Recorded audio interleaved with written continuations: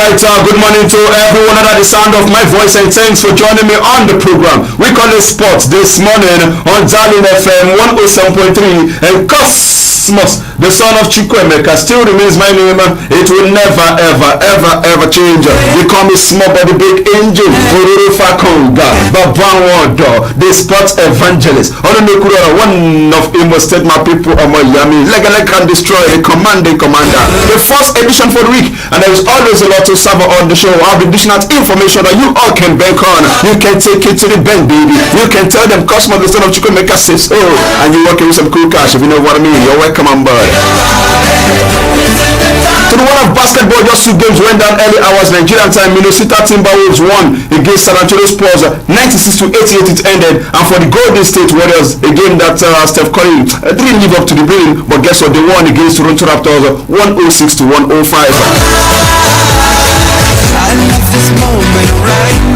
There's a lot to talk about in the world of the round game, so let's get down straight to the Nigeria Professional Football League that went down over the weekend. Match day 3 as it were. Enugu Rangers and Dakada FC, they produced the biggest upset of match day 3 of the Nigeria Professional Football League on Sunday. Guess what they did, man? They won. They look at 1-goal wins, yes, against their opponents away to FC Fanyoba and Jigawa Golden Stars respectively. Now for Dakada FC, playing in their second season in the top flight, they ran out 1-0 winners over FC Fanyoba with Nnamdi Mejobi scoring the match winner in the 29th minute, and the Uyo-based side, they held on for the second win of the season despite several onslaught from the home team, talking about Ifeanyoba. And for Dakada, oh my word, they are currently third on the league table after 2 wins from 3 games, and they are yet to record any loss at all. Can you beat that? I don't think so. They're doing really very well. Coming in with a new manager. They just joined them this season after Caleb Insu left them. But the truth is, it's been well. It's been rosy for them. But let's listen to a player from Dakada FC. His name is no other than Anekan Ekpo. Now, after the game, he said that first of all, I give God all the glory, and I have to applaud my new teammates because they are also instrumental to the victory that they picked up against FC Ifeanyoba in May. Let's listen to him. Give God all the glory, and I have to give applause to my new colleagues. You know, last season we lost almost more than half of the team, and this season we had almost it's only 3 players that are good players, the rest are new players. So we try to work together, play together, try to play as a team. We just thank God for the victory. Alright, we just thank God for the victory. Yes, you know, after the season, last season, after it ended, some of the players left according to him, but they also made sure that the new players that they got have been trying to gel up together and then see if they can get something possible. It's working for them. Yes, it's working. 3 games without defeat at all. It's not easy. But let's look at for Nasarawa United and Kano Pillars, it was a 1-1 draw between them. And then for Adamu Hassan, yes, and Wagwa Yima, they were on target for both teams. For Wagwa Yima scored the first goal for Kano Pillars before equalizer came through Adamu Hassan for Nasarawa United. Now for Kano Pillars also, they've declared their defender, his name is Sunday Chinedu, that he has went missing from the club for the past 2 weeks. Now for chairman of the club, Alhaji Surajo Shaibu Yaya Jambu, he said on Sunday that Chinedu was missing in the club camp for the past 2 weeks without any reason. So he's been declared a war. And for Rivers United, they also beat their opponent Kwara United by 3-0.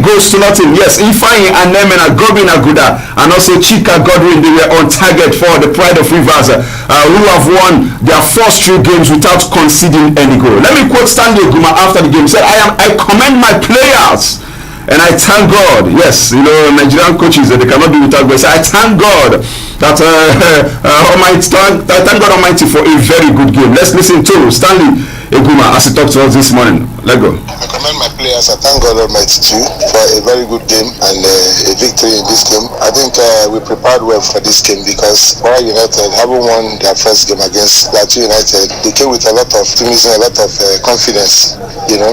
So we didn't relent, and we had to work very hard so that we wouldn't be taken unaware. But today, I thank my players for living up to expectation, scoring 3 goals. I think the league is still at its early stage. It's not yet time for celebration. We keep working very hard because we know that there are so many other teams that are very strong in the league. So, but we'll take them one after the other until we get to the promised land. Absolutely, we'll take every team one after the other until we get to the promised land. For Rivers United, 3 3 games played, they've won the 3, and they are yet to concede a goal, which means their defense, come on, very, very dogged, very stingy at the back. For Enyimba Football Club, they also won against Wiki Tories by 1 goal to nothing, and the goal scored courtesy of Nabi Yarao, yes. And then Coach Usman Abdallah was the manager of Wiki Tories, coming back to the ground that he knows so well, but then he ended up on the losing side. But let's listen to Fatai Osho.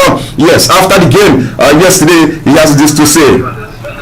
Oh, I mean, a fantastic game, and we all can see the Wiki Tourist team. They came all out, they have a very good hour. I'm highly surprised that they are in that position now. I mean, this team I saw, they can really go play. They have a very good team, and for us to have be able to stand our ground and get these 3 points is quite important. I'm happy with that.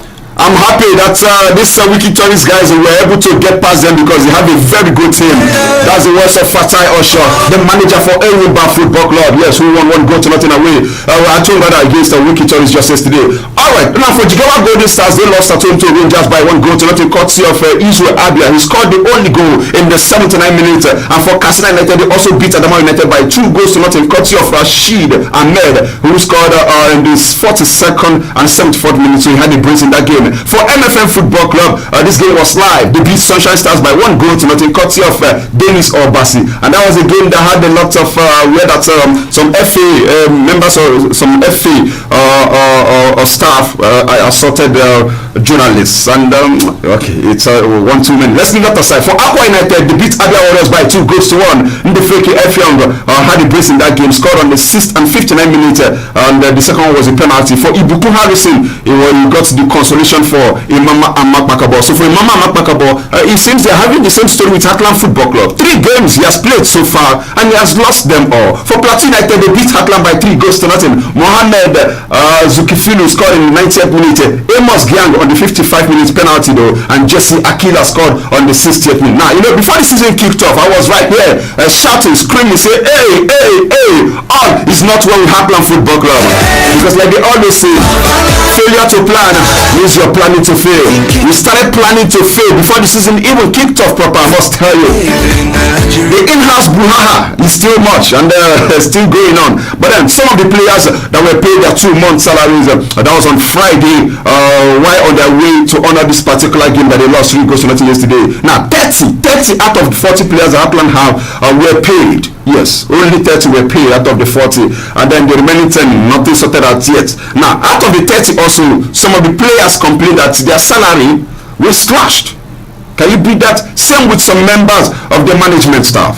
So all is not well. Remember, the FIFA ban is also still on Heartland Football Club, so which means the new players did not get to feature in that game. Now, if you saw the lineup of Heartland Football Club yesterday, you will notice that the reserve, they had about just 5 players to pick from, meaning that only Chijoke Jogu was the available goalkeeper because of Ikechukwu Zuma was injured. Yeah, but let's go for a quick break. When we come back, I'll tell you more about this particular one. Don't touch the dial. We'll be right back. Right now, no one can take it away.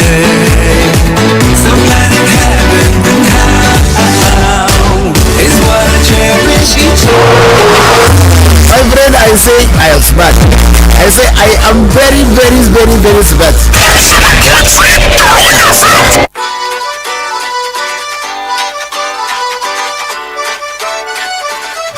Alright, welcome back from that break. In case you just tuned in, the program still remains a spot this morning on Darling FM 107.3, and Cosmos, the son of Chukwemeka, still remains my name. It will never, ever change. We're talking about Heartland Football Club, who lost 3 goals to nothing yesterday, and I will tell you also that the only available goalkeeper, because of injury and because some of the other goalkeepers were not registered, can't be allowed to play due to FIFA ban, only Chijoke Jogu was the available goalkeeper. Imagine if you had picked up injury, it means maybe a player for country for Heartland Football. It was that bad yesterday. Oh my word! Before Heartland, they didn't get to play with their first 11. That's the truth, because some of the new players, you cannot play them. The FIFA ban. It was not sorted out. What was the way forward? What we could have done was just, okay, even if not $2,000 or so, just pay to the account of first. Okay, we don't start to the pay, and make it not allow them to feel. We'll get a waiver, and by so doing, we'll get to play some of these boys. So this also need to be settled out as soon as possible, because 3 players that were also available that traveled with the team did not get to play yesterday. Now my point is this: if we really want to get things right, we need to allow Coach Fidelis Ilechukwu do his job also. He's not happy. That's the truth. He did not also get to receive his own alert as at Friday, Saturday. Same thing with the team manager and same thing with the kids, the manager of the kids manager as well. Okay, now if you put all this into perspective, how are we going to forge ahead? It's not possible. Sort that with the players and coaches. Get them a training camp. They don't have any yet. Yes, a training pitch rather, and also get them camp. They need to be in camp, not the hotel where they stay. A lot of that hotel gets a distraction. Please, we need to get this in order, and also the in-house crisis, man. If you don't stop, no joy at all. And our next game is against Enyimba Football Club. Yes, at home at the Danayam Stadium. I just hope that those having the responsibility should maybe call for a general meeting to resolve all the issues and then see how they can move this team forward. If not, we'll just continue to the same person when they run around for roundabouts, they reach in destination. That's the truth. Because bending corner different from roundabout. If you know, you know.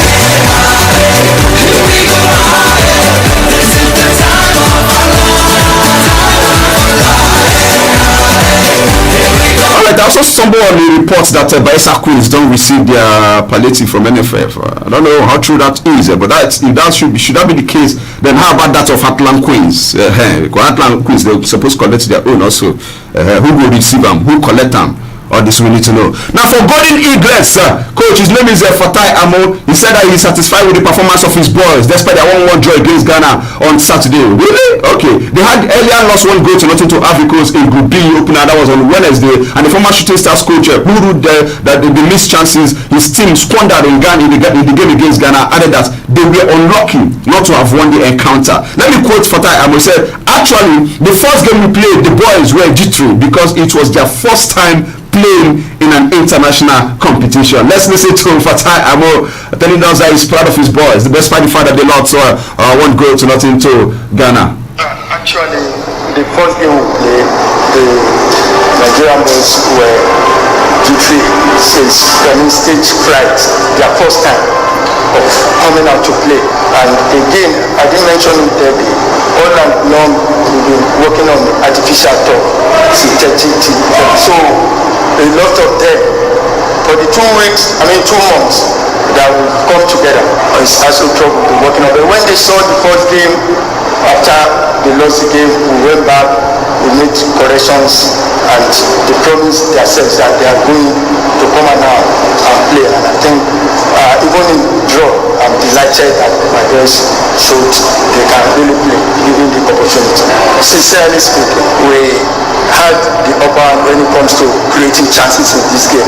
Immediately we started the game, we really came to win the game, and I think if you had won this game, it's not by fluke or by luck. It's through the efforts the boys put up in this very match. Alright, that's the voice of Fatai Amo, the coach of the Golden Eaglets, telling us that he's proud of his team despite the fact that they lost 1 goal to nothing to. And they played at 1-1 draw to Ghana over the weekend, having lost to Africos 1 goal to nothing in their opening game that they played that was on Wednesday. But let's move on. The Confederation of African Football has named 2 Nigerian referees to officiate at the forthcoming African Nations Championship scheduled for January 16 to February 7 in Cameroon. Now the referees committee named Samuel Puadu Takam as an assistant referee, while Millicent Lore was listed as one of the 3 women assistant referees for the tournament. Now this move confirms CAF's decision to include female referees in the men's competition. Now according to a statement from CAF, 19 referees, 20 assistant referees and 8 video assistant referees were selected for this first major competition under the COVID-19 era. Now, and we can't wait, but then it's good news. At least we have 2 referees when they represent us. The tournament opening match between host Cameroon and Zimbabwe will take place on January 16 at the Amadou Ahidjo Stadium in Yaoundé. Former Super Eagles coach, no other than Christian Chukwu, has dispelled rumors of his death. Now for Chukwu, he had on Monday, January 4th, 2021, celebrated his 70th birthday. But however, a few days later, there were rumors that he had passed on Saturday. Really? But while speaking to reporters on Sunday in his Enugu home in company with his friends, Chukwu said that he was surprised at the news of his death. How person will be alive, they see obituary. Oh my word. Let me quote him this morning because he said to Cosmos Chukwuemeka Ekute, he He said, I don't know where the story emanated from. Nobody has come to speak with me or any member of my family. I only heard people saying that I was dead. Yes. Can you imagine that? Like my grandpa would always say, rumors are carried by enemies and spread by who? Fools. Now we know. It's a beauty life. Akoba Adaba, Olo Majari Omo Yami, Agba Itoyo. In every pa, there is a pa.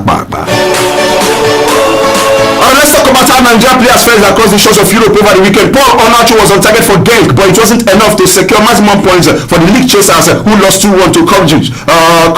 That was in the Jupiter League on Saturday. Onacho has now scored 19 goals in 19 appearances this particular season. Let's also tell you that in Netherlands, Marco Koye considered twice in Sparta Rotterdam's 2-0 home loss to Feyenoord in the Dutch Eredivisie on Sunday, and the Nigerian international has now considered 12 goals in 9 league appearances in the Dutch League, keeping just 3 clean sheets. In France, Samuel Kalou made his second appearance in 9 games for Bordeaux in their 2-1 win over FC Lorient in the French League on Saturday, featuring for just 60 minutes. And for Kalou compatriot, his name is Josh Maja. He came on for Uijo Wang. That was in the 86th minute.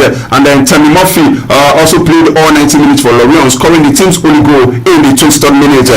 In England, William Troost-Ekong was in action for 76 minutes for Watford, who lost 1 goal to Nottingham. Manchester United in their FA Cup third round tie on Saturday. His compatriot of John Igalo was an unused substitute for the Red Devils. Now for Alex Iwobi, featured for Everton, who came back from a goal down to beat Rotterdam 2-1 in the extra time of their FA Cup third round fixture. That was on Saturday. Semi Ajayi scored the second goal of the season, but it was not enough to keep West Bromwich Albion in the FA Cup as they lost 3-2 on penalties to Blackpool in the third round of the competition after 120 minutes of action ended 2-2 in that particular game. For Ajayi, who was shown a yellow card in the 16th minute, he scored a second inside first goal in the 52nd minute. Now for Wilfred Ndidi, he played for 90 minutes, yes, in Leicester City's 4-0 thrashing of Mikel Obi Stoke City at the Best 365 Stadium in the FA Cup third round tie on Saturday. In Germany, Taiwan Winning's goal scoring streak was halted in Union Berlin's 2-2 home draw against Wolfsburg in the German Bundesliga on Saturday. Awoni had been on target for the club in their previous 3 games but failed to get his name on the score sheet over the weekend, and the 23-year-old was replaced by Cedric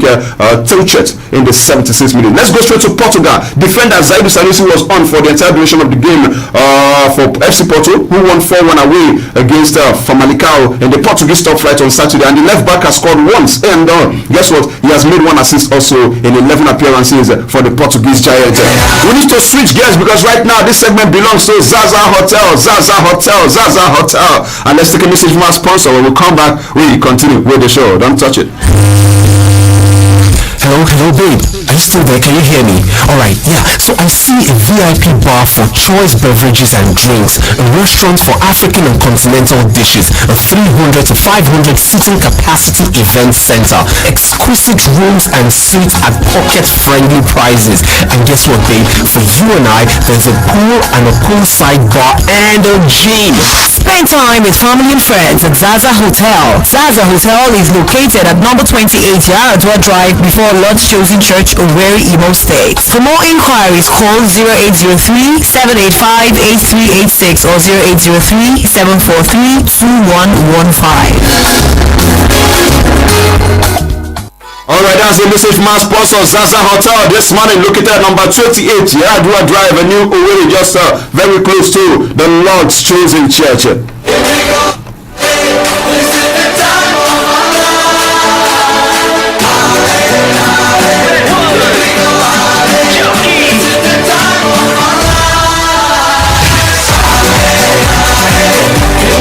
Still continue to bring up those people who went down over the weekend in the world of the one-letter game. Now for Ebele Chase, his visit to his former club QPR on Saturday for their FA Cup third round tie against Fulham is being investigated by the Football Association. Now the winger who joined Crystal Palace from QPR for £20 million in the summer, he sat in the director's box at the Kian Prince Foundation Stadium as Rangers were beaten 2-0 in extra time by Fulham. Now it is understood that Eze was an invited guest of QPR for the tie, which is attendance conditional on him complying with the COVID-19 protocols and also returning a negative coronavirus test, and they complied with all of this. Now the FA also told Sky Sports News that it will be looking into Eze's attendance, and the governing body has stated that contrary to some reports that that they did not grant a 22-year-old approval to go to the game, so which means they might just be facing retrospective action.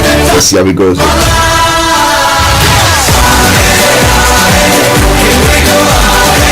We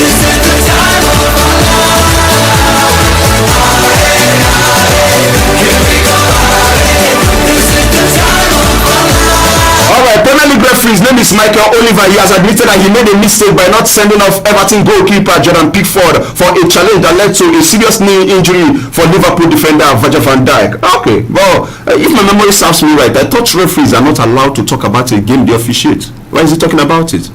What do I know? I know nothing, right? Now for Oliver, he came in for criticism after Pickford challenge in the Merseyside derby on October 17 that left Virgil van Dijk needing surgery on damaged anterior cruciate ligament from which he is now recovering from. Now, although Pickford's challenge took place in the Everton penalty area, a spot kick was not awarded because a video assistant referee review showed that Virgil van Dijk to have been offside. But for Oliver, he could have still dismissed the England goalkeeper for serious foul play or for violent conduct. But he's saying, I suppose do, but like they always say, regret is just a waste of time, right?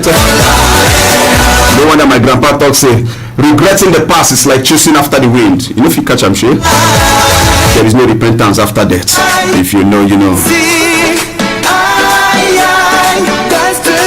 Let's go straight to the FA Cup that went down over the weekend. It's still the segment sponsored by Zaza Hotel, located at number 28 Yaradua Drive, New Owerri.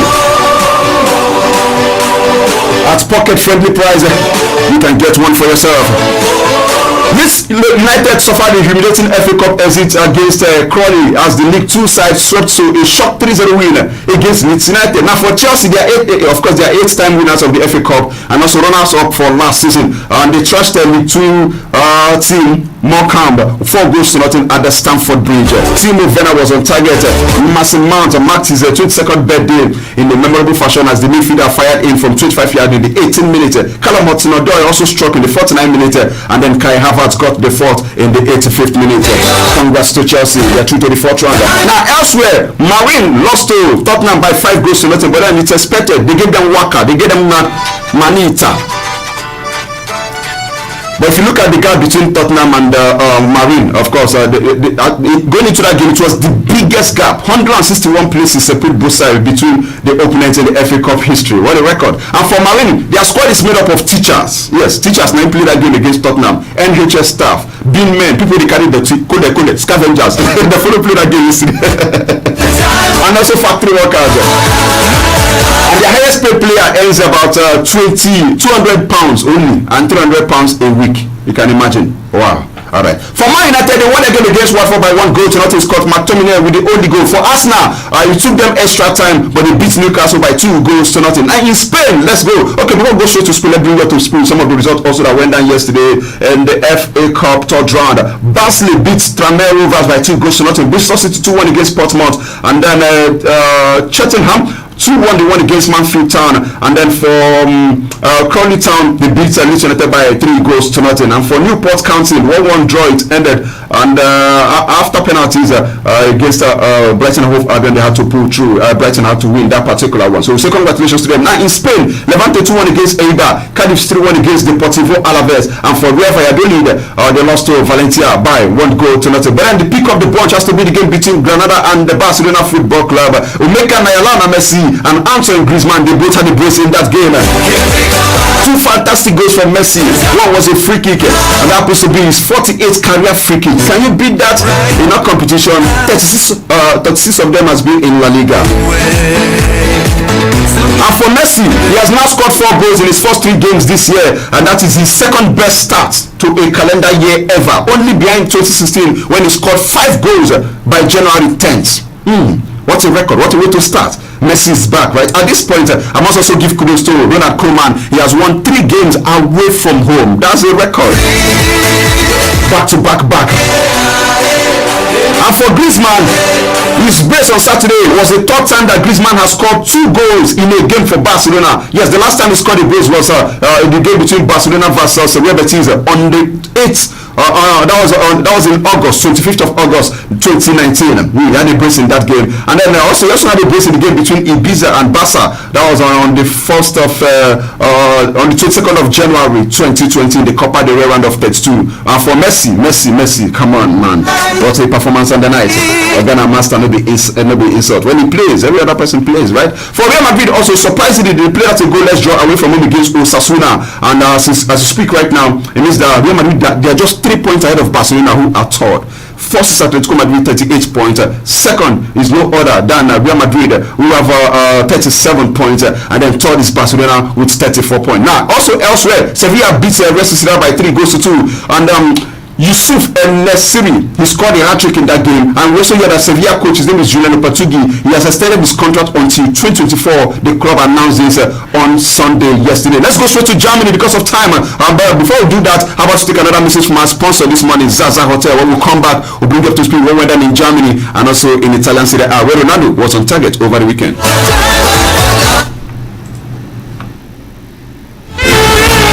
Introducing repackaged and reloaded Zaza Hotels, strategically accessible from Onisha Road by Lost Chosen Church and World Bank.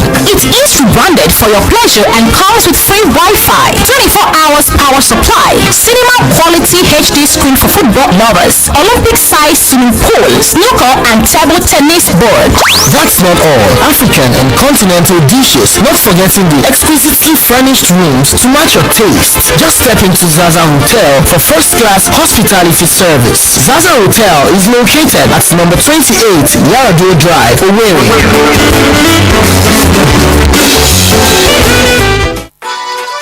Welcome back. We still a message from our sponsor Zaza Hotel. This segment is sponsored by them every Monday, Wednesday and Friday from 7:15 to 7:30 a.m. Located at number 28 Yaradua Drive, New Owerri. Alright, before calling to wrap this morning in Germany, Augsburg lost at home to Stuttgart by 4-1. Arminia Bielefeld, they also won the game against Hertha Berlin by 1-0. Before I also okay, let's do this quickly. Time is already not our friend. That's the only two games that went down in the German Bundesliga. But then in Italian Serie A, Roma played at a 2-2 draw with Inter Milan, and that's Verona 2-1 against Crotone. And for Parma Calcio, they lost at home to Lazio by 2-0. Udinese lost at home to Napoli by 2-1. Fiorentina 1-0 against Cagliari. And for Juventus, they won 3-1 against Sassuolo. Ronaldo was on target, and also same with Danilo. Yeah, Danilo was also on target for them yesterday, and not forgetting the likes of Aaron Ramsey. Now, but they also lost Paulo Dybala and Weston McKennie to injury. Now, in France, Mauricio Pochettino claimed his first win with Paris Saint-Germain as the French champions edge closer to the top of the league table by beating Brest 3-0 at home. And for PSG, prevailed 2 goals by Mosquine, Morecadi, and also Pablo Sarabia to be on 39 points from 19 games, 1 point behind Lyon, who's having a 2-2 draw at Rennes. Now, for Lille, they also topped behind second place PSG on goal difference after Burak Yilmaz's goal and then a 1-0 win victory at the bottom club Nîmes. And for Monaco, also they moved to fourth on 33 points with a 3-0 win victory against Angers. That's how much you can take this morning. We do more in the evening from 6 to 7 p.m. for Sports Today. My name will never ever change. It remains Cosmos, the son of Chukwemeka. From me to you all, it is peace, love, Arrivederci. Raindrops for Heartland.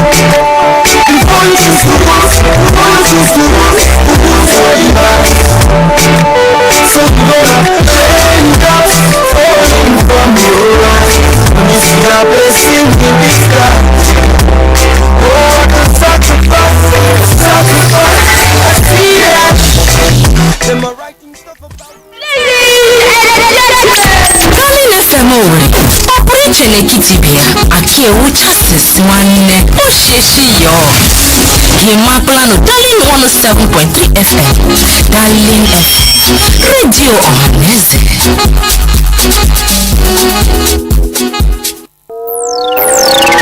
Ihe dị mma n'anya gbara ndụ, onye ihe ọma na-adị mma bịa nara anyị aka. Darling FM 107.3 Owerri bụ ebe a nọ. Ha bụ redio gị ebe ahụ.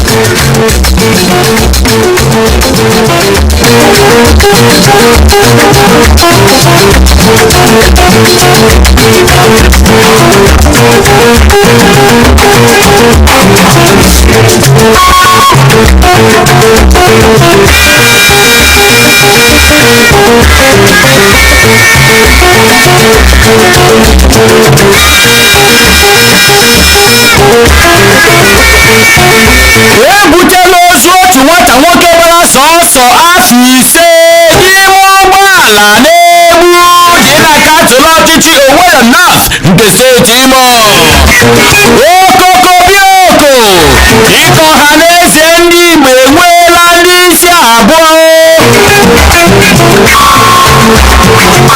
Igbo ndị ọma, n'ụzọ pụrụ iche ka iji ohere a na-anabata gị n'ihe omume anyị bụ akwụkwọ akụkọ na-abịara gị kpọmkwem na redio ka TV, redio bejewa ha gị, redio bejewa kpọtụrụ darling 107.atọ. Ihe omume aka anyị ga-anọ taa kọwara gị ọtụtụ aka nsogbu a. Igbo ndị ọma, onye ga-anụ olu ya n'ọmarịcha ụtụtụ taa ka bụkwa mụ onwe m, onye ji igu ka egwu na-eso ọkwa ka ibe n'ikuku. Obinna Chineke bụ aha m. N'asịzienụ ka anyị ga-akọ gedegede n'ubi onye anyị bịara nke ya. Kpọkwem na akwụkwọ akụkọ bụ nke ebe a bụ akwụkwọ akụkọ The Nation. Ndị okoro wee gbuola onye dọkịta na-elekọta nnukwu ụkọchukwu nke ụka Katọlik bụ Pope Francis. Akụkọ anyị nwetara na-ekwu na nwa amadi ya bụ Fabrizio bụ onye dọkịta na-elekọta Pope Francis anwụọla si na nje okoro ụwa bụkwa nke pụtara ihe site na ụlọ ọrụ na-agbasa ozi nke Vatican ma desi kpọrọ The Vatican newspaper. High Peace ndị ọrụ mahadum ala anyị na-ama amụma ibido ịfanye aka n'ụkwụ ọrụ gba gburugburu ala anyị. Akụkọ anyị nwetara na akwụkwọ akụkọ The Nation na-ekwu na ka ọ dị ugbu a n'otu jikọrọ ndị na-abụghị aka bịa n'ụlọ akwụkwọ mahadum enwere n'ala anyị bụ NASU tinyekwara SANU nakwa NAT eyiela egwu ịgba abụba ọrụ maka gịnị? Maka ụkpụrụ a ga-eji wee kesaa ya bụ ego dị ijeri naira 40 ọchịchị etidoro na mbụ nye ya bụ ụlọ akwụkwọ kpọmkwem n'ọnwa Disemba afọ 2020. Ha si wọtụfọ kedu ka ọchịchị etiti ga-aga esi n'ọbịa kenye sọsọ asụ pesentị 75 ya bụ 75%. Ha nwa ndị abụrụte ndị a ga-enye sọsọ pesentị 25 ka m jiri ohere a nabata onye na-anụ olu mụ na ya kwa Mọnde na Fraịde ọbụla ma bụrụ onye odee nke ụlọ akwụkwọ The Nigerian News Guide. Sachidiema gị ụtụtụ ọma. Ụtụtụ ọma Obinna Chineke, ụtụtụ ọma ndị Imo steeti ndị nwe n'ụtụtụ ọma ndị South East ndị Igbo anyị jem ọnụ. Ụtụtụ ọma ndị Naijiria, ụbọchị taa mara anyị ma ya ewutela ụlọ na-abịatụrụ m n'azụ oke ọ bụ n'ihi ihe ndị ụfọdụ anyị na-atụwaghị anya gbapụtara nụ. Anyị ga na-aga n'ihu, Chineke gozie ụlọ n'aha Jizọs. Amio dịka anyị na-aga n'ihu ka ọ dị ugbu a okwu anyị kpụrụ ọnụ tupu ị na-abata nnọọ na-ekwu na enwere ike ibidokwa abụba ọrụ na mahadum ala anyị dịka otu SANU, NASU na NAT na-eyi egwu edegharala ngige akwụkwọ na ha ga-ebido ịgba abụba ọrụ echi na-abịa abịa n'ihi ụkpụrụ eji kesa ya bụ 40 billion naira ọchịchị tinyere ASUU 75% ma nyezie ha anya atọ 25%. A na-ekwu sị ka enyecha ha ego niile ọchịchị etiti gbawapụtara, enyecha ha n'ụkpamkpam ma ha enwe ike baa n'ọrụ rụzie ọrụ ama gaa nke ọma n'ije ozi ha, enwe ike gbapesịa ụlọ akwụkwọ anyị Enugu skuul ebido akwụkwọ. Ihe m na-ekwu ngige ruo onye na-aghọtaghị ihe omege na ihe gbasara ọchịchị onye kwuo uche ya n'ala Naịjirịa. Ndị mmadụ ga-ekwu, nwaanyị ga-ekwu oke ọ ga-anọ tupu oge tụwa ya ime. Asụbeghị ole otu ma ọrụ onye dọkịnta sị ya chiri ukwu elu ya enwe ike mụta nwoke ya sị gị ụkwụ ala ya wụ na ọnwụ ya ka ọ ga-ekwu otu ọ ga-esi anọ ga-enwe ike tụwa ya ime. Ihe a na-ekwu okwu ya bụ ngige na-ama abụba iji kewapụta asụ ọzọ n'ime asụka, n'ihi na ndị nọ n'ime asụka ugbu a ndị atakata elu anaghị ekwe ekwe. Ngige na-ama amụma itinye asụ ọzọ n'ọrụ ya nwezi ha na-akpọ gịnị fraction ndịkwa na ndị n'ihi na o kweghị na ihe ndị apụghị ya na-eme ka onye na-agaghị ụlọ akwụkwọ mahadum ya ụma onye a nwere dọkịta maara nke ọma n'ala Naijiria gba gburugburu tupu ya baa ịdọ ndọrọndọrọ ọchịchị n'ala Naijiria. Amaghị ha na-ekwu ego ahụ amawapụtara nwaanyị dị ka inye ha pesentị 25 nyechaa ahụ ego ndị ahụ ha baa n'ọrụ ụmụ skuulu agaghachi n'ụlọ akwụkwọ otu afọ na ha aga yerute maachị n'ọnwa maachị Obinna Chineke otu afọ aga ejiri ole nne gị kọkọrọ ọ dị mma n'ịgarị ụgbọ okwe na akwụkwọ akụkọ pọchị ka anyị n'ozugbo a bụ ebe anyị nọrọ nweta akụkọ ndị a ọ ga-abụ ihe ize ndụ ibidogharị agụmakwụkwọ ugbu a onweghị ezi ụkpụrụ ọbụla ọchịchị etiti pụtara a ga-eji gbanahụ mfesasị nje okoro ụwa n'ụlọ akwụkwọ dịgasị iche iche. Akụkọ anyị nwetara n'akwụkwọ akụkọ dị pọchị na-ekwu otu ASUU ngalaba mahadum Ọbafemi Awolowo dị na steeti Ọshụn si n'ụlọ onye isi ya bụ dọkịta Adeola Adegbokon onye gara n'ihu kwuo na ngharị ha garị n'ụlọ akwụkwọ dịgasị iche iche gosiri onweghị atụmatụ ọbụla ọchịchị etiti pụtara iji chekwaa ụmụ akwụkwọ n'ihi ya na ọ ga-aka mma ka ụmụ akwụkwọ nọrọ n'ụlọ. Nke a na-abịa izu ụka ole na ole dịka otu na-elekọta gbasara ụlọ akwụkwọ mahadum ala anyị bụ NUC kwuru na ụlọ akwụkwọ ga-ebido agụmakwụkwọ kpọmkwem n'abalị 19 nke ọnwa Jenụwarị afọ 2020. onye isi ndị ASUU na mahadum Ọbafemi Awolowo ọ tụghachi ihe adọga awụhụ maka ụkpụrụ eji achụ COVID-19 ọnwụhụ ya adọga ọgwụkwana ya ga-eme ga-eji asụ ụmụ skuulu ha na ụcha n'ụlọ eweta na-esi eme ya ụlọ ime ga ihe onyonyo na abalị gara aga ma abalị abụọ gara ị ga-ahụcha oke ndị mmadụ si n'ụcha n'ụlọ akwụkwọ ụfọdụ kechi ọnụ kechi ime onye ka nọ na bi onye ka nọ na si eme ya onye ọbụla gbasa ihe okwu ga-awụhụ eziokwu. ụmụ akwụkwọ ala mahadum n'ala Naijiria atala ahụ ebe ọ dị ukwuu ụfọdụ n'ime ha agaghịkwa apụta mgbe e kwesịrị ha ịpụta n'ihi otu afọ agalarị ha ihe a na-ekwu okwu ya kwukwere ihe dị ụtọ ha ya kwuwesi ego nyere ha ezubeghị ego amapụta a ga-enye ha si nyechaa ọnụ ya wụbekwe 75% akwa ịghọtala ihe nke baa n'ọrụ ọwụghị COVID-19 asụkwa COVID-19 asụ. Ọ dị mma na ịgakwa n'ihu n'akwụkwọ akụkọ dị pọchị Sofia Akwa Chukwu ekwela ọrụ ụlọ aka n'ọwụ isi sekpụ ntị nyere ntụliaka emere nke hụtara obi ọzọ dịka onye isi oche otu jikọrọ ụmụafọ Igbo gbaa gburugburu ụwa niile akpọrọ ha n'eze ndị Igbo. Akụkọ anyị nwetara n'akwụkwọ akụkọ dị pọchị na-ekwu otu nwa amadi ala anyị ma bụrụ onye bụ ọkammụta n'okwu ngalaba agụmakwụkwọ biokemistri bụ ọkammụta Chidosu Agwụ tinyekwara onye ogbu ya bụ Chief Jackson Omenazụ onye gara n'ihu kwuo na ntụliaka ahụ emere na ama egwuregwu Dam Anyam Stadium dị n'Owerri nke hụtara Chief Prọfesọ George Obiọzọ dịka onye isi ọhaneze ndị Igbo na nrụrụ aka Chioma ka ọ dị ugbu a dịka okwe ntụliaka si gbaa ya bụ Obiọzọ nwetara okwe ntụliaka 304 ebe onye na-esote ya bụ Maazị Valentine Ọparacha onye nwetara kpọmkwem okwe ntụliaka 15 onye nke ọzọ gụnyere Uju Okoro onye nwetara sọọsọ 3 maka ọ dị ugbu a ọtụtụ ụmụ amaala anya katọọla ya bụ ntụliaka kwuo na nke adabaghị adaba n'okpuru ejeme ntụliaka. ewere ọnụ m tige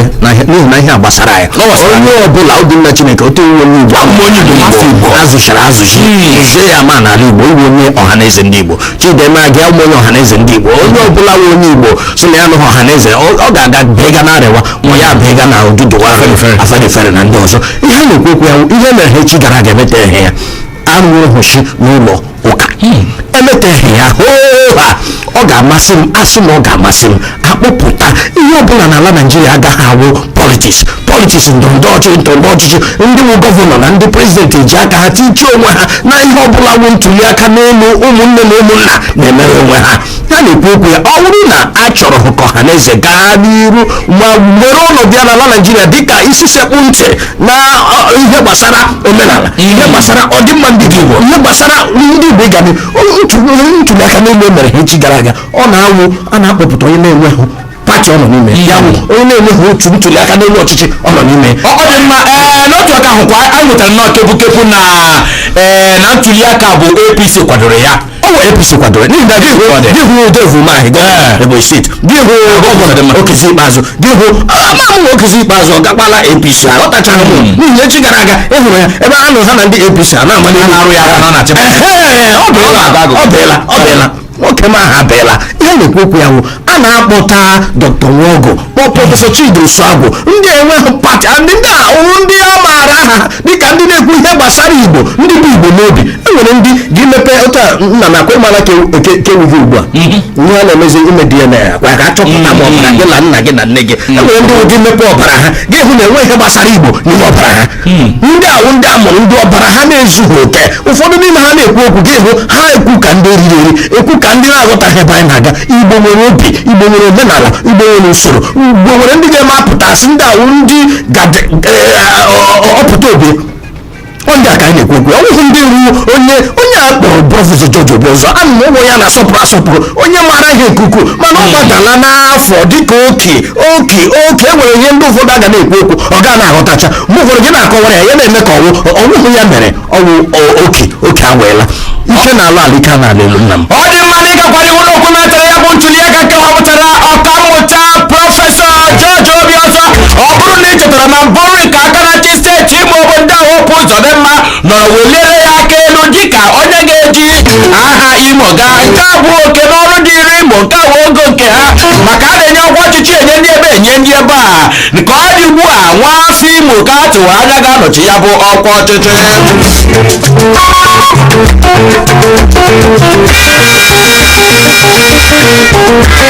ọ dị mma na ịgakwara ihu n'akwụkwọ akụkọ The Punch ịgbatụ atụmatụ eji eme ntuliaka aka apụtaghị na a ga-enwe ntuliaka na-enweghị nrụrụ aka ọbụla ihe aka onye isi ụlọ ọrụ kwụrụ onwe ya na-ahazi ntuliaka elu n'ala anyị Naịjirịa INEC na-ekwu ọ gara n'ihu kwuo na sọsọ otu ihe ga-eme ka e nwee ntuliaka na-enweghị nrụrụ aka gba gburugburu n'ala anyị Naịjirịa bụ ma belụsọ ma ndị ọnụ na-eru n'okwu ndị nwere aka oke a ga-agbakọta aka ọnụ hụ na a kwalitere ma chụpụ kpamkpam ime nrụrụ aka n'ala anyị Naịjirịa ọ dị mma na ịgakwara ihu n'akwụkwọ akụkọ The Punch iri abụọ eriela ọkụ petapeta dịka Chineke zọrọ ndụ ụmụ nwaanyị abụọ ihe mberede okporo ụzọ nke ụgbọala abụọ dịkarịtara onweghị iwu kpamkpam na steeti Bauchi Boko Haram awakpuola obodo Yobe ọzọ gbaa ụlọ akwụkwọ ọkụ tinyekwara ụlọ ọgwụ ndị ọzọ ọkụ pịatapụtara ya bụ obodo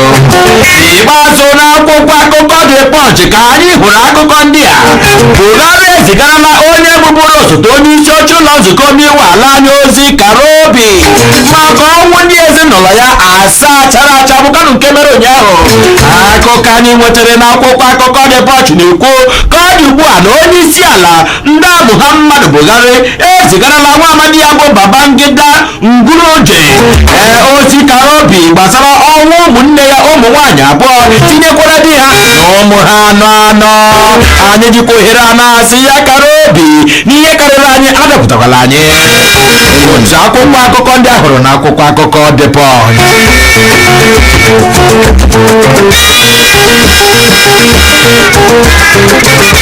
ọ dị mma anya wuchiela n'akwụkwọ akụkọ Age Express bụ ebe anyị nọrọ nweta akụkọ ndị a okokobioko APC dọkpụrụ ọhaneze ndị Igbo ọ dọkpụrụla ọhaneze ndị Igbo dịka Uzodimma Okorocha nyechara ndị Igbo ndị isi oche ọhaneze abụọ akụkọ anyị nwetara na-ekwu na ka ọ dị ugbu a emeela ntuliaka nke mbụ kpọmkwem na steeti Enugu ebe Okorocha nọrọ họpụta onye isi oche nke ya ya bụ ka ọ dị ugbu a emekwala ọzọ na Owerri bụ ebe Hope Uzodimma nọkwara họpụta onye nke ya kasị na Age Express ịhụnanya anyị na-ekwu Obinna Chineke akabụla elu akwa ịhụna ya a na-ekwu ọ ga-agagide ruo mgbe ọ ga-awụ Chidimma gị nhọpụtakwa ndị otu kem enwere ndị dọgawa ọkwa onye isi ọhaneze ndị Igbo asị Obinna Chineke ngwa kpọta onye ndị ndị nke gị kpọta prezidentị kpọta sekretarị kpọta ndakpọta imo ọnya agha na-ekwu okwu emejie agbakọta onye ama mere ndị Igbo so o ji agbọọ ụfụfụ ọnya anaghị ime egidere mgbada mgbe o gburu obi anaghị nye akwa ịhụna ya ebe a gaga na-awa ebe ọjọọ ọ ga-eru mgbe a ga-enwe fashọn abụọ atọ anụ amakwaghị ebe a na-aga ọ dị mma iji nnọọ bụ onye tụghachi n'ukwu gbasara ya bụ ntuliaka nke mere onye ahụ nakwa nke mere nwanne onye ahụ akụkọ anyị nwetara na Age Express na-ekwu ka ọ dị ugbu a onye bụbụrụ kọmishọna n'okpuru ọchịchị Rochas Okorocha bụ injinia Chidi Ibe achọpụtala nnọọ dịka onye isi oche ọhaneze ndị Igbo ebe barista Uche Ukwukwu nke Steeti Rivers abụrụla osote ya Ukwukwu abụrụla osote ya Okechukwu isi guzoro steeti Abịa abụrụla onye ode akwụkwọ ọgba gburugburu dịka esi mee ntụliaka nke Richard Ozogbu haziri ya bụ ntụliaka agbagara n'ihu kwuo na ka ọ dị ugbu a na-enwekwala ntụliaka ọzọ bụkwanụ nke mere n'Ogbere mgbe a kpọtụrụ nwa amadi abụ onye haziri ntụliaka bụ Maazị Richard onye si na ha ji ihe onyonyo ọlọrọ ọhụrụ bụ Zoom mee ya bụ ntụliaka n'ihi na ha achọghị iji iwu abịakwala nso nyere mmadụ dịka njokoro ụwa nọ n'ime ya sịra ya onye ọbụla nọ n'ụlọ ya mana eji akụrụngwa ọlọrọ ọhụrụ Zoom mee ya bụ ntụliaka mere na Owerri onye ọbụla gbakọtara ọnụ onye ọbụla gbakọtara ọnụ nke mere na Owerri bụ nke na stadium agara m ebe ahụ echi ka ị ga-ehụ ndị mmadụ eju a na-asọpụta ndị uwe ojii na-asọ ndị amị na-asọ ndị nta na-asọ a na-asọ pịtapịta ọhịa m nọ na-ekwu okwu ke mere ha n'Enugu o nwere ike emetecha ya ke mere na Owerri emeteghị ya ma otu hapụ n'ọha na eze ka ndị na-awụhụ ndị otu ndọrọ ndọrọ ọchịchị chịa na ya o weta ha n'ọnụ ọ dị mma sọsọ ime udo tọrọ atọ ga-enye PDP mmeri n'ala Imo ihe ka otu nwaafọ Imo bụbụrụ onye sinetọ bụ sinetọ Samuel Nnaemeka Anyanwụ onye jikwara Sam Dede mara dịka ọ tara ụkwa ji eze gwa otu ndọrọndọrọ ọchịchị PDP n'ala Imo kwuo sọsọ ime udo tọrọ atọ ga-enye PDP mmeri n'ala Imo gbanwee n'aka chegharịa n'ihu unu chigharịa kwụsị na ọrụ ala ya ka otu onye ụkọchukwu bụ ọdịka nwa na-agwa ndị isi ọchịchị gọọmenti enwere ọganihu kwuo na arụrụ ala unu jisowe ndị mmadụ n'afọ 2020 ọ ga-aka mma ma ọ bụrụ na mgbanwe ya n'afọ 2021 n'ihi ya chee n'aka ghọrọ ntaramahụhụ Chineke ụcha akwụkwọ akụkọ ndị ahụrụ n'akwụkwọ akụkọ Age Express ọ dị mma kpọmkwem na Big Truth ka anyị na ugbu a bụ ebe a na-enweta akụkọ nke a egbutela ozu nwatakịrị nwoke gbara sọsọ afọ 5 n'ime ụgbọala na-egbu kpọmkwem na kansụl ọchịchị Owerri North akụkọ gara n'ihu kwuo ka ọ dị ugbu a na-egbutela otu nwatakịrị nwoke nne na nna ya dụnyere ka ọ gaa gotere ha mmiri a na-agba n'akwụkwọ pure water afọ abalị 5 gara aga ka a chọrọ nwatakịrị nwoke a mana ahụghị ya ma emechaziri nwetazie ya n'ime ụgbọala ebusara nnọọ na ụlọ mmadụ akwụhụna ya ihe anyị nọ na-ekwu okwu ya ụmụaka nwatakịrị afọ 5 orukwenarị ga-azụta pịa wọta nna m nwatakịrị afọ 5 ndị nna biko chee na echiche tupu unu edi nwa ụlọ sọ ga-azụtara ụlọ ihe a na-eri eri ma ihe a na-aṅụ aṅụ ji n'aka ụlọ zụrụcha ya tupu na anaba n'ụlọ zụrụcha na ya kpamkpam alabata kpochie n'ụzọ n'ihi na ọnọdụ anyị nọ n'ime ya n'ala Naịjirịa ugbu a ọnọdụ ọjọọ na-ekwu okwu n'okwu ụmụaka ndị ụfọdụ iche n'ọnwụ ndị ha na ha bi mụrụ ha ọwụ ha mụrụ ha n'obi ha ma na ọwụ ha mụrụ ha na-akpa agwa ọjọọ ide ha agawa ebe ọzọ o nwere ike nwatakịrị ahapụla ebe chọwa igwu egwu tupu ya azụta ihe a lọta enwe ike tọrọ ya ndị ntọ mmadụ akarịchara ndị ogbu mmadụ akarịchara Chineke biko ọbara Jizọs ka m ji na-ekpuchite ya kpuchite ezinụlọ onye ọbụla nwe onye nke Kraịst na mgbe ọ dị ka ugbu a ọ dị mma ga-agbapụ aka anyị ma lọchita so wetara gị akụkọ ndị ọzọ akpụ n'ọnụ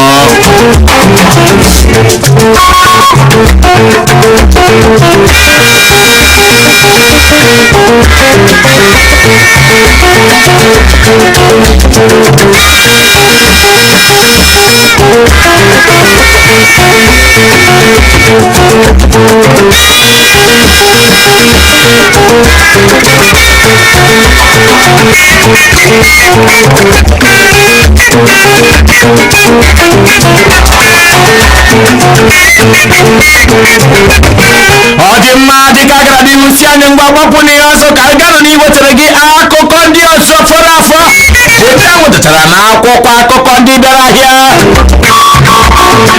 Igbo ya wuchere m akwụkwọ akụkọ Nigerian News Guide bụ ebe a nọrọ nweta akụkọ ndị a Imo so na otu n'ime steeti enwere gbaa gburugburu n'ala anyị Naijiria ndị gara ogbenye iweta egwu ụtụ isi gbaa gburugburu akụkọ anyị nwetara n'akwụkwọ akụkọ Nigerian News Guide na-ekwu na nnyocha nwa DC mere bụkwanụ nke akpọrọ Sove gosiri nnọọ kpọmkwem na steeti Imo so na ndị na-agba ọnyụkpa na ihe nkụta nke ya site na ịnụ ụtụ isi nwa DC kpọrọ tax revenue ma gaa n'ihu rụtụ aka kwuo sọsọ ndị ọrụ bekee nakwa ndị ọrụ dịgasị iche iche ga-enweta 1% gọọmenti na umeise tinyekwara ụlọ ọrụ ndị edebere aha ha na-akwụ ụgwọ ụtụ isi na steeti Imo.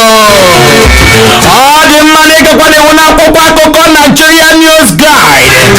Gọvanọ Lobo Uzodimma ekwuola na ndị na-anọ ndọrọndọrọ ọchịchị nakwa ndị ọrụ bekee na ala Imo bụ civil servant na-emetọ, akụri, ebitọ, emebi, akụsasị ala Imo gbaa gburugburu.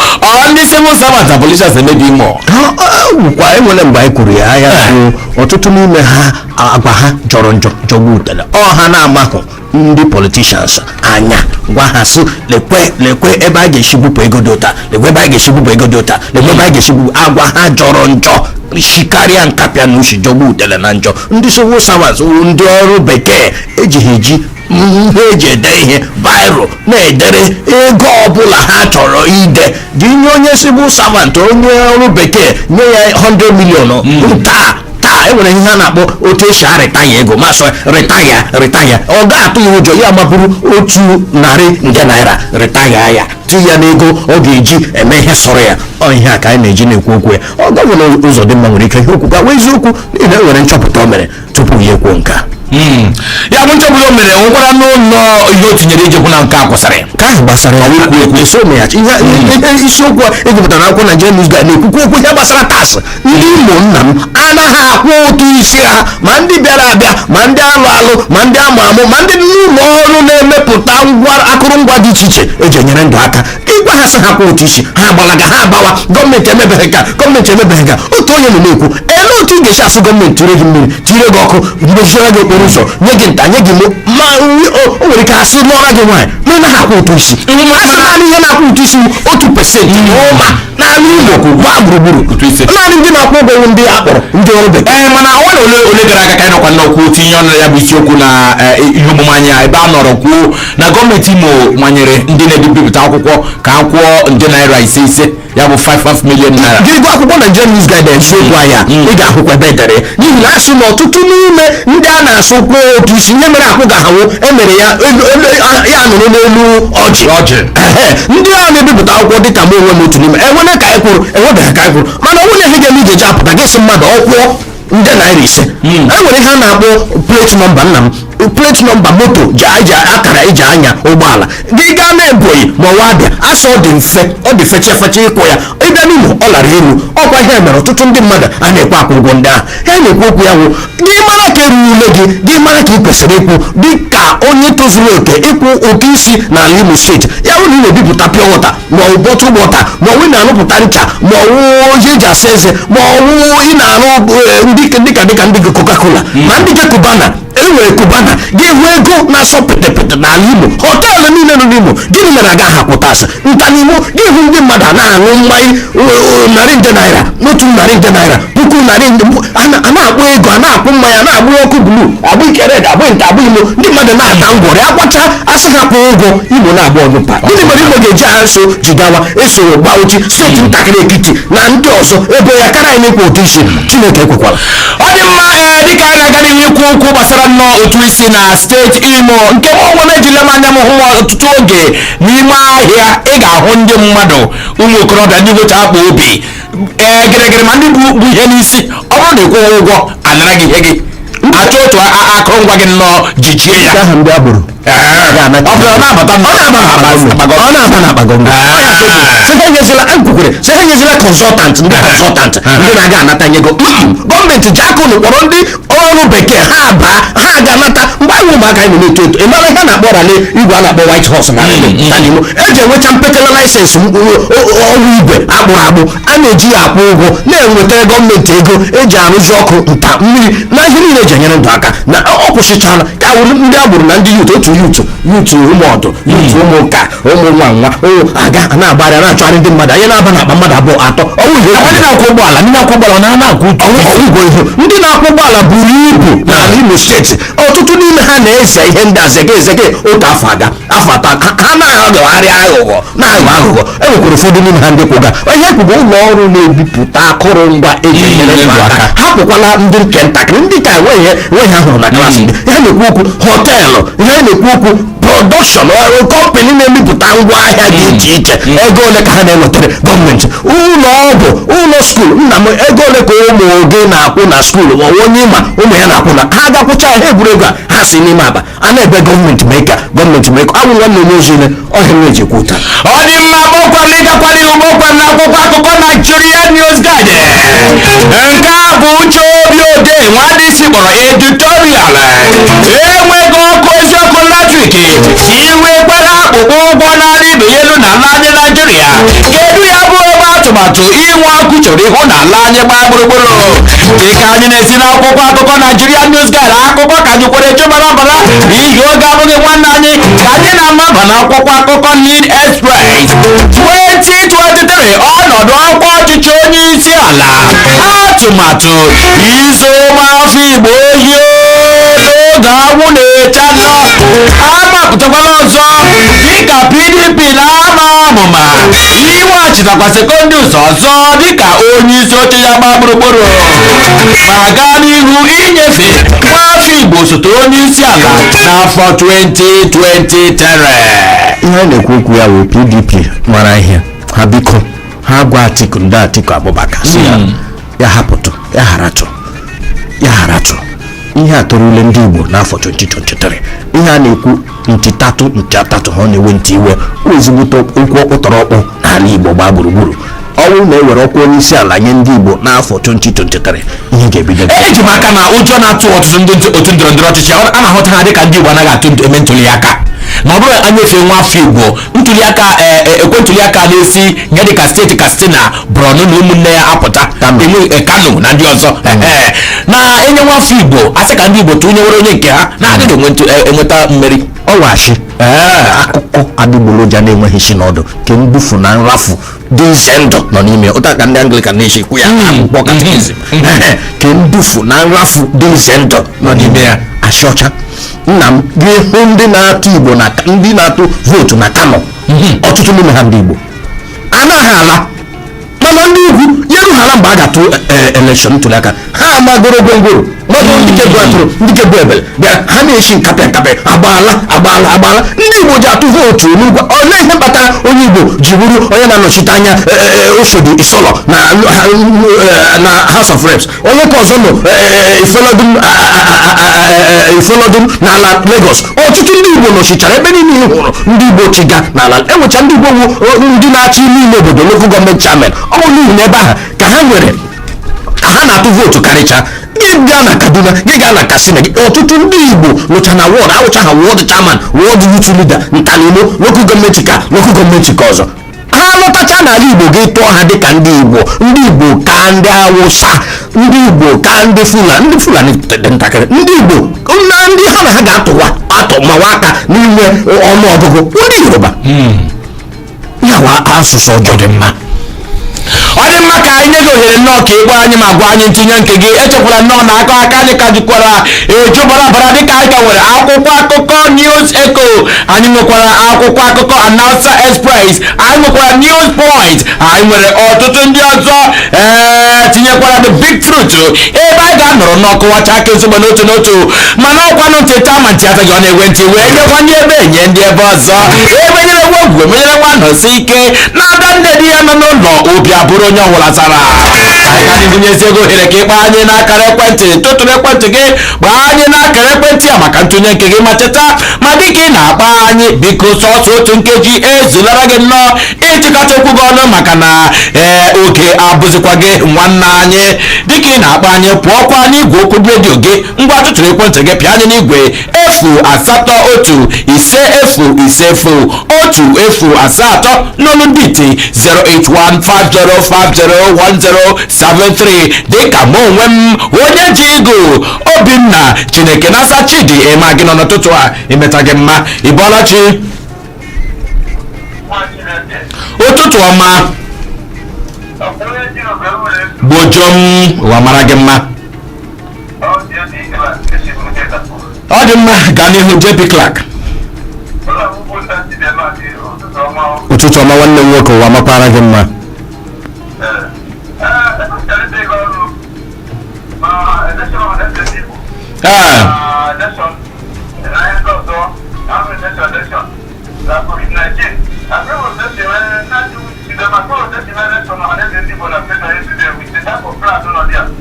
ọhịa kwuru ọwashi ọcha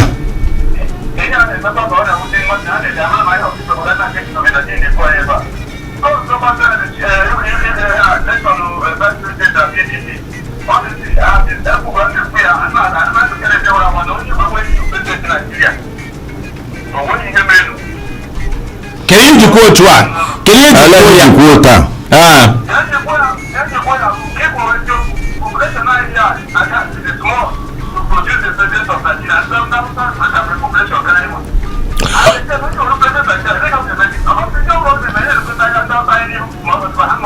ọ dị mma ụwa mara gị mma ya dịkwara gị na mma na ntụnye nkeji otu nkeji ngwa chere masa ya nna m chere masa ya ndị ogwuge ịma ndị Igbo anyị wụ anyị kacha ndị ọzọ mara ihe ha na-achọkwa ka ahazicha ọwụ na onye nwere akwa na ha ọsụ ịma ihe mere eji chụpụ Festus Odimegwu Jonathan ji chụpụ ya ọ n'ihi na Festus Odimegwu mgbe e mere dịka onye National Population Commission chairman ala Nigeria gba gburugburu ya ekwusa a ga-emegharị nyocha ya na-akpọ census na ala Nigeria gba gburugburu iji dekọta aha ya na-ekwu so na ndị Igbo ndị Awụsa aka ha ndị Fulani aka ha ọwụ ihe aka kpamkwasị etuwe n'ihi na ihe niile ahụọrọ grafia anụ eji asị Kano nwere otu mkpukpu nke ọtụtụ ndị mmadụ ejuru hụ n'aka ndị niile hụrụ ebe ndị a niile ọ bụghị ọbụla ị ga na ala Nigeria ma ịhụhụ ndị Igbo ruru puku iri ọwụwa ala Nigeria ndị Igbo kacha ọma ihe okwu gị ọ dị mma alo ụtụtụ ọma Ibolachi ya dịkwara gị na mma Chifu Nkwadede Gbojom otu aka ọ dị dịkwara gị na mma ọ ga-adị gị na mma nna ikwu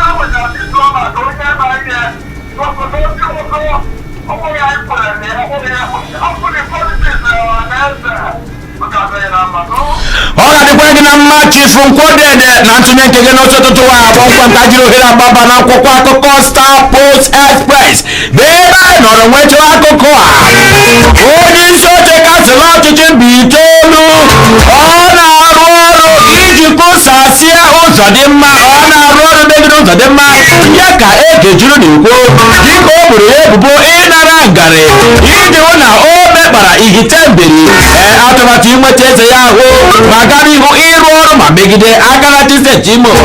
Ekejuru bụ onye na-ekwu nke a n'akwụkwọ akụkọ Star Post Express ọ ka bụkwa n'otu akwụkwọ akụkọ Star Post Express ka anyị nwetara ozi a ụmụ amaala ọkaigwe esibu na aga ebe ole unu enweghị ọnụ ọbụla ịgba ọgbụgbọ oku ka enye unu ezi Imo ihe ka prọfesọ Ụzọukwu na-ekwu ọ dị mma ka aga n'ihu nyekwa ọhaneze ohere ụtụtụ ọma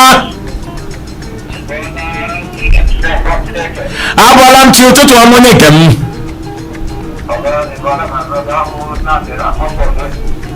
ọ dị mma gaa n'ihu Nnamdị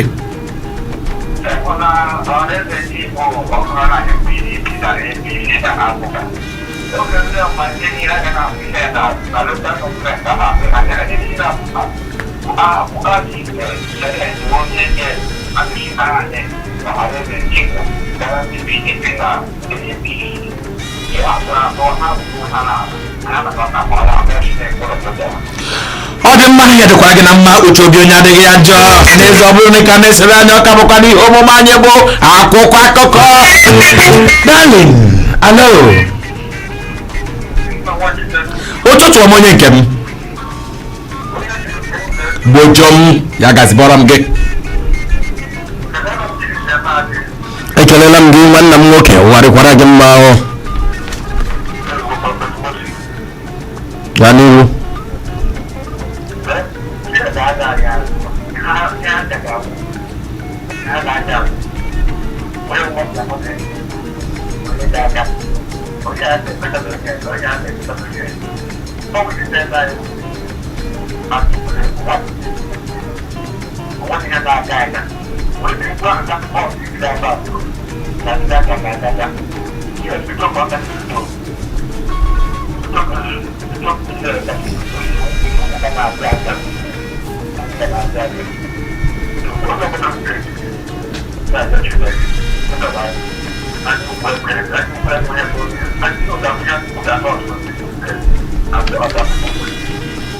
Date kwa kina mma ndewo na ntune nkeke n'ọtụtụ otu nkeji dị kono na-esoro nkwa ụkpụrụ anyị mụ apụtara Ibolachi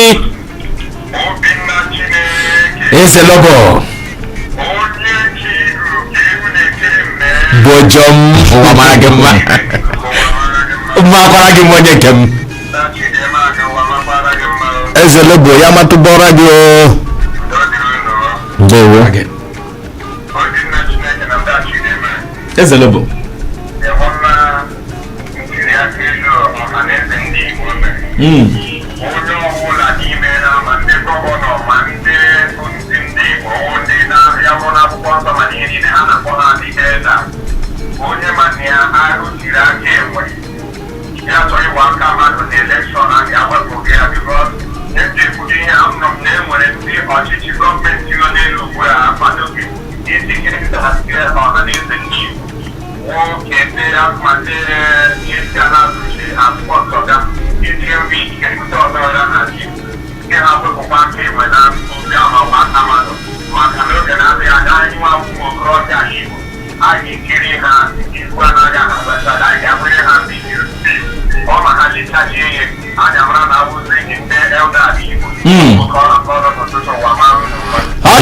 ya makwara gị mma Ezelobo amaghị mma ihe nkiri nke nọ na chi gbanye ya a na-egbe ya agba a na-eso ele ya a na-agbekwara ha nke m Ibolachi Bojom ụtụtụ ọma ndewo nna m Ibolachi Friday ọ dị mma gaa n'ihu Friday gaa n'ihu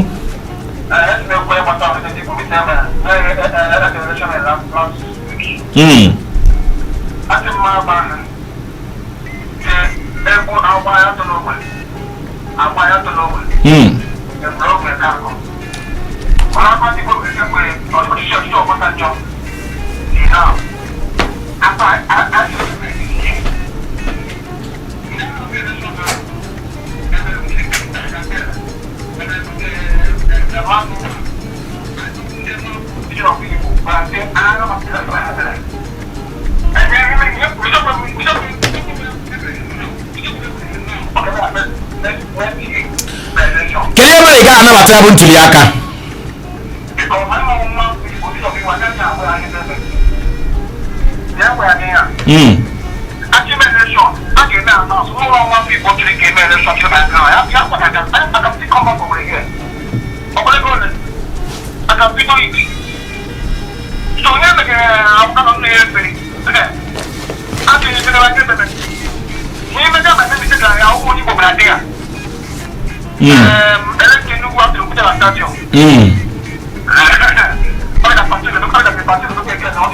Ọ dị mma ya dịkwara gị na mma nke bụ eziokwu bụ na ọ bụghị mmadụ niile ka ọwụghị mmadụ niile enwere ndị wu ndị ime obi nwere ndị wu ndị General Assembly nwere ndị wu ndị otu ndị ke nwanyị na ndị otu ndị ke ndị ntoro ọbịa ụta ka esi haji taa ọwụ mmadụ niile ọwụ onye ọbụla bịa tọọ onye ọbụla bịa tọọ ọ dị mma dịka ọ na-aga n'ihu na nkotụrụ aka were ohere anabata ndị ọbịa anyị na-aga nnọọ nkeji ole na ole Igbo